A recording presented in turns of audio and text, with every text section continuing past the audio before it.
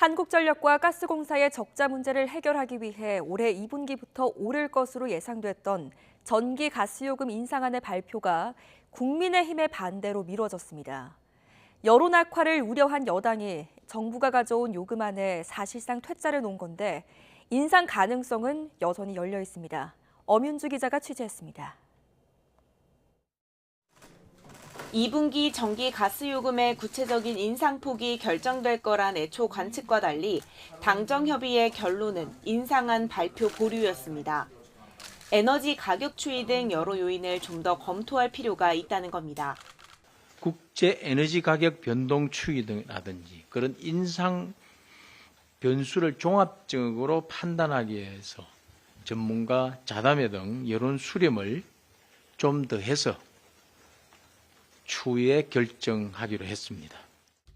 여전히 물가가 높은 상황에서 전기 가스 요금마저 오르면 국민 부담이 커질 수밖에 없는 만큼 일단 인상 시기를 뒤로 미룬 것으로 보입니다.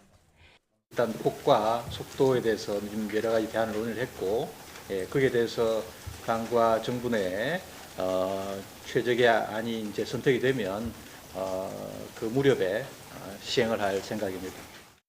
표면적으론 정부와 여당이 협의한 모양새를 취했지만 사실상 국민의힘이 정부의 인상 계획에 퇴짜를 놨다는 해석이 많습니다.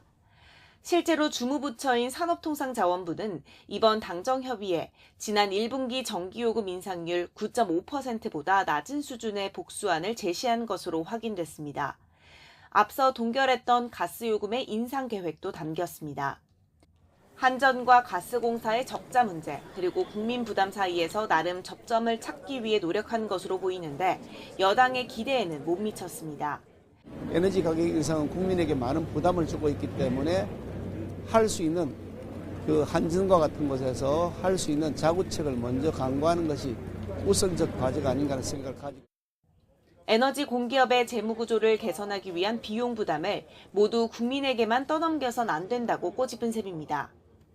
국민의힘 내부에서는 전기 가스요금 인상안이 한일 정상회담과 주 69시간제로 악화된 여론에 기름을 붓지는 않을지 우려하는 기류가 적지 않습니다. 다만 한전과 가스공사의 적자 문제도 마냥 두고 볼 수만은 없는 만큼 묘수를 찾기 위해 고심하는 분위기입니다. YTN 엄윤주입니다.